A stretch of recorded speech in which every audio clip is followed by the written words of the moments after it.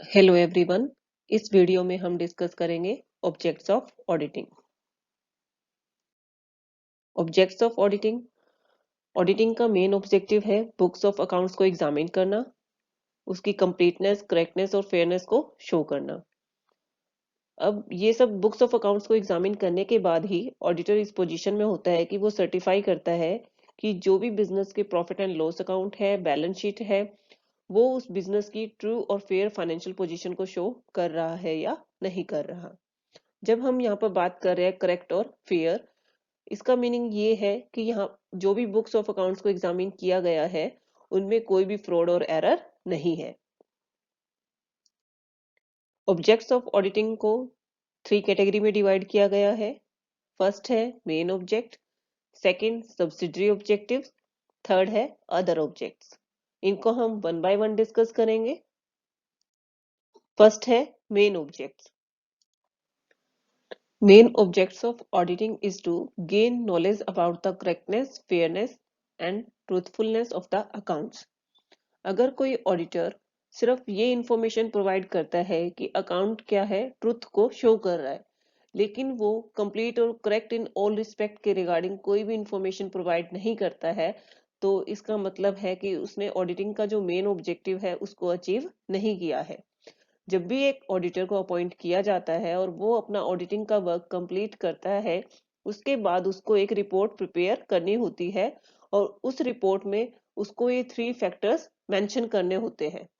जो 3 फैक्टर्स कौन से हैं? Correctness, fairness and truthfulness of the accounts. Subsidiary objective subsidiary objective को 3 कैटेगरी में डिवाइड किया गया है। Detection of errors, detection of frauds and prevention of errors and frauds. अब सब्सिडरी ऑब्जेक्टिव होते क्या है? सब्सिडरी ऑब्जेक्टिव वो ऑब्जेक्टिव है जो मेन ऑब्जेक्टिव को अचीव करने में हेल्प करते हैं। तो हमने इनको अभी बताया कि 3 कैटेगरी में डिवाइड किया गया है। फर्स्ट कैटेगरी है डिटेक्शन ऑफ एरर्स। तो सबसे पहले हमें ये पता होना चाहिए कि एरर क्या है। एरर वो मिस्टेक्स होती है जो जानबूझकर नहीं की गई है, जो बाय मिस्टेक हो जाती है, या जो भी पर्सन है या कोई एम्प्लॉय है बिजनेस का, उसको नॉलेज नहीं थी इस चीज की, या ड्यू टू नेग्लिजेंस हो जाती है, तो उसको हम कहते हैं एरर्स। तो एरर्स को हमने फर्दर कुछ कैटेगरीज में डिवाइड किया है। Errors of omission, error of commission, compensatory errors, error of principle, error of duplication. Error of omission में क्या है कि कोई बिजनेस के कोई ट्रांजैक्शन थी जो प्राइमरी बुक्स में उसकी रिकॉर्डिंग ही नहीं की गई है। अगर ऐसे कोई ट्रांजैक्शन छूट जाती है तो उसका ट्रायल बैलेंस पे कोई भी इफेक्ट नहीं आता है। लेकिन यहाँ पर क्या है, एरर तो है, क्योंकि कोई ट्रांजैक्शन जो इम्पोर्टेंट थी वो अकाउंट में उसकी एंट्री ही नहीं की गई। तो एक ऑडिटर को ये भी आइडेंटिफाई करना होता है कि कोई ट्रांजैक्शन ऐसे छूट तो नहीं गई है। अब ओमिशन भी क्या है, फर्दर 2 कैटेगरी में डिवाइड किया जा सकता है, कंप्लीट ओमिशन और पार्शियल ओमिशन। अब जो कंप्लीट ओमिशन है उस केसेस में क्या है, वहां पर ज्यादा डिफिकल्टी आएगी, क्योंकि जो ट्रायल बैलेंस की डेबिट साइड और क्रेडिट साइड है, तो दोनों ही साइड वहां पर कोई भी एंट्री नहीं की गई है, यानी वो एंट्री कंप्लीटली प्राइमरी बुक्स में नहीं की गई है। लेकिन जब हम बात करते हैं पार्शियल ओमिशन की, उस केस में क्या है कि ट्रायल बैलेंस की किसी एक साइड एंट्री कर दी गई है और दूसरी साइड वो एंट्री छूट गई है, तो उस केस में थोड़ा इजी हो जाता है उस एंट्री को आइडेंटिफाई करना। सेकंड है error of commission. Error of commission में कोई ट्रांजैक्शन है जो रोंगली रिकॉर्ड कर दी गई है बुक्स ऑफ अकाउंट में। फॉर एग्जांपल, परचेज गुड्स है जिसकी अमाउंट है 5400 या 5400, लेकिन उसकी एंट्री कितनी की गई है, 4500 से। तो यहाँ पर क्या है, ये एरर ऑफ कमीशन है। नेक्स्ट है कंपनसेटरी एरर। कंपनसेटरी एरर में क्या होता है कि किसी दो या दो से ज्यादा एरर सेम टाइम पर हो रहे होते हैं, और वो एरर इस टाइप से हो रहे हैं कि एक दूसरे को बैलेंस आउट कर देते हैं। जैसे अगर हम बात करते हैं, मोहन के अकाउंट से 20 रुपीज डेबिट होने थे, सॉरी 20 रुपीज डेबिट कर दिए गए 200 की जगह पर, और लेकिन विनोद के अकाउंट को ₹20 से डेबिट करना चाहिए था, लेकिन 200 से डेबिट कर दिया गया। यानी दो एरर क्या है, एरर तो 2 है, यानी रोंगली एंट्री हो गई दो अकाउंट्स में, लेकिन उसका कोई ज्यादा इफेक्ट नहीं आया ट्रायल बैलेंस पर, क्योंकि एंट्री तो हुई है।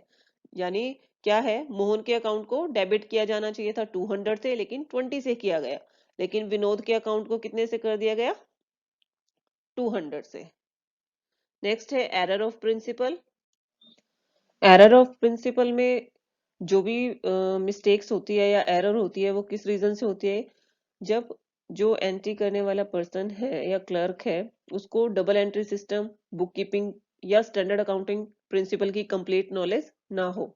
तो वो एरर किस टाइप से होते हैं कि वो रॉन्गली क्लासिफाई कर देता है कि जो एक्सपेंडिचर है या इनकम और कैपिटल के एक्सपेंडिचर है उनको अलग अलग हेड में शो कर देना, पर्सनल एक्सपेंडिचर थे उनको रॉन्गली शो करना। तो ये सब क्या है, एरर ऑफ प्रिंसिपल होता है। Error of duplication. Error of duplication में कौन सा एरर होगा, जब कोई सेम ट्रांजैक्शन है उसकी एंट्री दो बार कर दी जाती है प्राइमरी बुक्स ऑफ अकाउंट्स में और दो ही बार उसकी एंट्री हो जाती है लेजर में।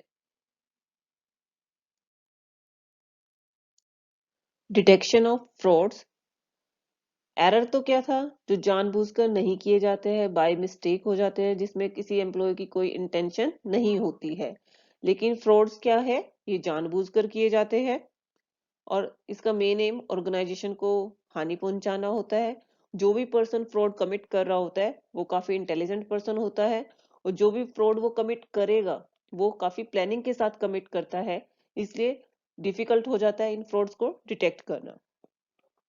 तो यहाँ पर हमने जो फ्रॉड्स है उसको 3 कैटेगरीज में डिवाइड किया है, मिस एप्रोप्रिएशन और embezzlement of cash, misappropriation और embezzlement of goods, manipulation of accounts. First हम बात करेंगे मिस एप्रोप्रिएशन और embezzlement of cash. Misappropriation और एम्बेजलमेंट ऑफ कैश, कैश को चोरी करना इजी रहता है एज कंपेयर टू गुड्स, क्योंकि जो कैश है वो क्या है, हाई इन वैल्यू होता है और लो इन वॉल्यूम। तो जो गेट कीपर होता है, जो वॉचमैन है या गेट कीपर है, वो भी कैश की जो चोरी हो रही है उसको डिटेक्ट नहीं कर पाते। लेकिन गुड्स के केस में क्या होता है, अगर गुड्स को कोई चोरी करके लेके जा रहा है तो वो इजीली पकड़ा जा सकता है। तो कैश को मिस एप्रोप्रिएट करने का या एम्बेजल करने के कुछ वे है, लाइक अब जो कैश सेल है उसकी रिकॉर्डिंग ही ना करना बुक्स ऑफ अकाउंट में, या ट्रांजैक्शन नहीं करना, जो भी गुड्स की सेल की जा रही है उनको सेल और रिटर्न बेसिस पर शो करना, फिक्टिशियस एंट्री कर देना कस्टमर के अकाउंट में, like discount, return, bad debts.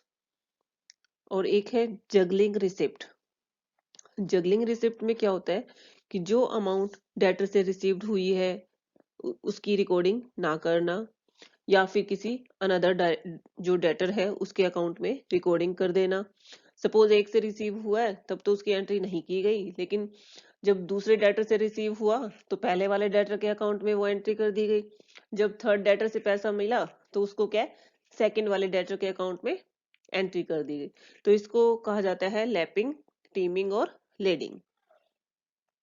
या फिर चेक्स जो है या नेगोशिएबल इंस्ट्रूमेंट है उनकी चोरी करना, फॉल्स डोनेशन और चैरिटी की एंट्री शो कर देना, या फॉल्स बिल शो करना जैसे परचेज ऑफ गुड्स के या अदर एक्सपेंसेस से रिलेटेड। अब ऑडिटर को यहाँ पर एवरी रिसिप्ट को एग्जामिन करना चाहिए, कैश या वाउचर से रिलेटेड जो भी है। नेक्स्ट हम बात कर रहे हैं मिस एप्रोप्रिएशन और एम्बेजलमेंट ऑफ गुड्स। अब कुछ एम्प्लॉयज ये सोचते हैं कि जो गुड्स का मिस एप्रोप्रिएशन करना ज्यादा सेफ है as compare to misappropriation of cash, और ये वहां पर पॉसिबल हो जाता है उन ऑर्गेनाइजेशन में जहां पर गुड्स क्या है स्मॉलर साइज में होती है और वो मोर एक्सपेंसिव होती है। तो मिस एप्रोप्रिएशन ऑफ गुड्स कैसे हो सकता है, गुड्स को स्टोर से चोरी कर लेना, जो ऑर्गेनाइजेशन की गुड्स है उनको पर्सनल पर्पस के लिए यूज करना, कुछ गुड्स को रिमूव कर देना on the basis of purchase return और उसकी एंट्री बुक्स ऑफ अकाउंट में नहीं करना, और जो गुड्स सेल्स रिटर्न के बेसिस पर होती है उनकी भी कोई एंट्री नहीं करना। जो मिस अप्रोप्रिएशन ऑफ गुड्स है उसको डिटेक्ट करना बहुत डिफिकल्ट है, क्योंकि जो कैश का डिटेक्ट करना इजी रहता है ऑडिटर के लिए, क्योंकि उसको सिर्फ कैश बुक एग्जामिन करना है और सेल्समैन की रिपोर्ट और रिसिप्ट काउंटरफॉल है उनको चेक करना होता है। नेक्स्ट है मैनिपुलेशन ऑफ अकाउंट्स। अकाउंट्स को मैनिपुलेट किया जा सकता है गुड्स को एम्बेजल करके और कैश को एम्बेजल करके। जो मिस अप्रोप्रिएशन ऑफ गुड्स और कैश है वो लोअर लेवल के एम्प्लॉयज के द्वारा किया जाता है, लेकिन जो अकाउंट्स का मैनिपुलेशन है वो जनरली मैनेजर, ओनर और अदर रिस्पॉन्सिबल ऑफिसर जो होते हैं ऑर्गेनाइजेशन के उनके द्वारा किया जाता है। अब अकाउंट्स जो है मैनिपुलेट किए जाते हैं, कुछ ऑब्जेक्टिव होते हैं लाइक इनकम टैक्स और सेल टैक्स की सेविंग करने के लिए, बिजनेस की ट्रू पिक्चर जो है या ट्रू फाइनेंशियल पोजीशन है उसको अपने कॉम्पिटिटर से छिपाने के लिए, प्रॉफिट को जानबूझकर इंक्रीज शो किया जाता है ताकि उस पर हायर अमाउंट कमीशन जो होता है, जो प्रॉफिट बेसिस होता है वो ज्यादा मिल सके, और maintaining the rate of dividends के लिए या लोन ऑब्टेन करने के लिए, इन सब ऑब्जेक्टिव के लिए अकाउंट्स को मैनिपुलेट किया जाता है। और किस तरह से किया जाता है? अंडर वैल्यूइंग और over valuing the asset and liabilities, fictitious expenses show करना, और जो कंपनी के कैपिटल एक्सपेंडिचर है उनको रिवेन्यू शो करना और रिवेन्यू को as a capital expenditure show करना, फॉल्स सेल्स एंड परचेज को शो करना और sales and purchase return show करना, creating secret reserve, window dressing करना बुक्स में। और विंडो ड्रेसिंग किस लिए की जाती है कि जो कंपनी या बिजनेस की एक्चुअल पोजीशन है उसको शो नहीं किया जाता है। अब मैनिपुलेशन ऑफ अकाउंट्स के केस में जो ऑडिटर है उसके लिए काफी डिफिकल्ट हो जाता है, क्योंकि जो भी अकाउंट्स को मैनिपुलेट करता है वो काफी प्लानिंग के साथ किया जाता है,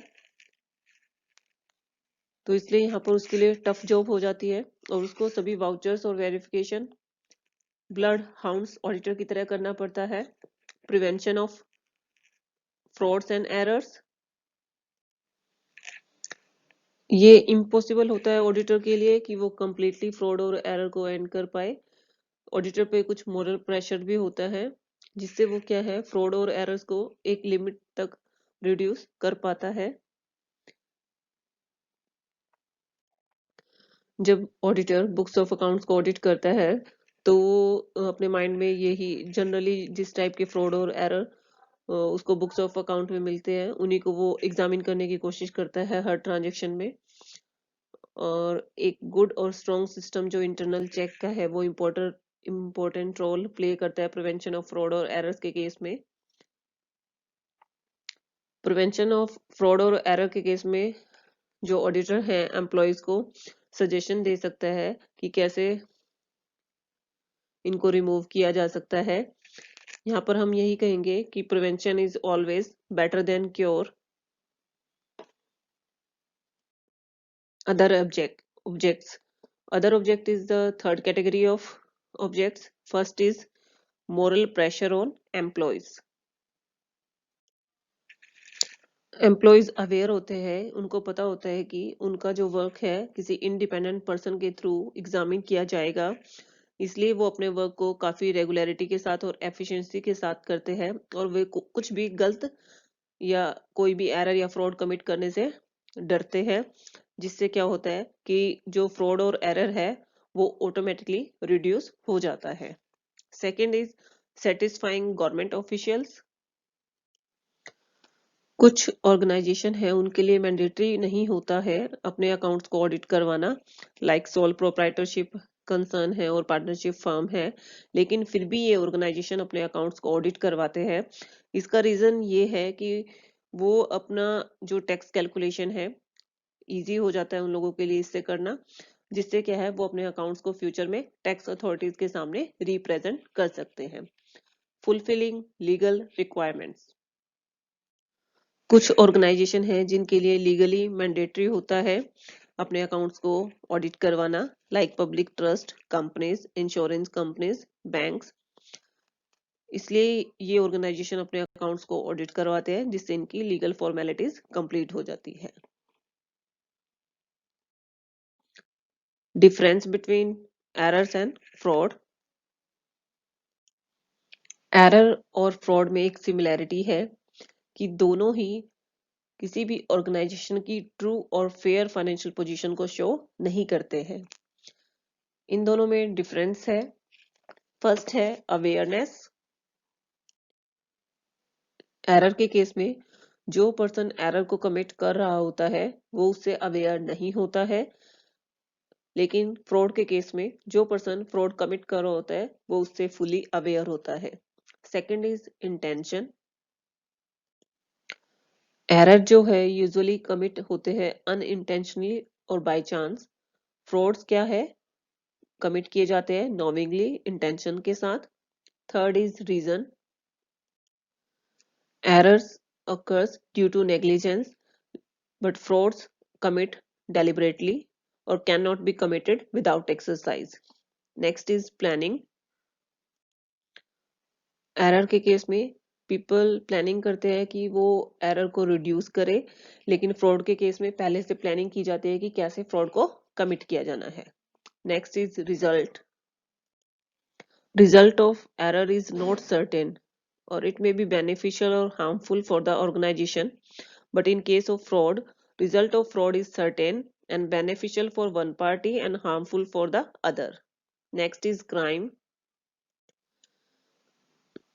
Error के केस में human being commit mistakes or committing error is not a crime, but frauds are committed intentionally and it's a crime. Last is detection. Detection of error is easy, but detection of fraud is difficult, क्योंकि fraud जो है वो काफी planning के साथ किया जाता है। Auditors responsibility. Detection of fraud and error के केस में एक ऑडिटर को अकाउंट्स को काफी डिटेल में एग्जामिन करना चाहिए, उसे नॉलेज होनी चाहिए वेरियस टाइप्स के फ्रॉड्स और एरर के बारे में।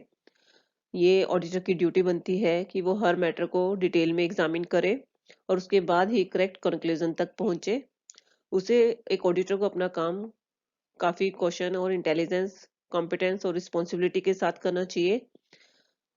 उसे ट्राई करना चाहिए कि वो हर तरह के फ्रॉड और एरर को डिटेक्ट कर सके।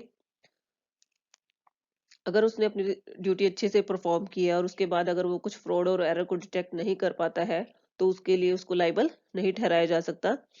उसकी ड्यूटी सिर्फ उसके डेप्थ एग्जामिनेशन तक ही लिमिटेड है, लेकिन उसको लाइबल कब ठहराया जा सकता है, जब उसने अपनी ड्यूटी को अच्छे से परफॉर्म ना किया हो। Next is prevention of fraud and errors. यह सोचना गलत होगा कि एक ऑडिटर जो है कंप्लीटली फ्रॉड्स और एरर को खत्म कर देता है। ऑडिटर का जो एग्जामिनेशन है वो सिर्फ एम्प्लॉयज पर मॉरल प्रेशर क्रिएट करता है कि ऑर्गेनाइजेशन में फ्रॉड्स और एरर को कैसे रिड्यूस किया जा सकता है।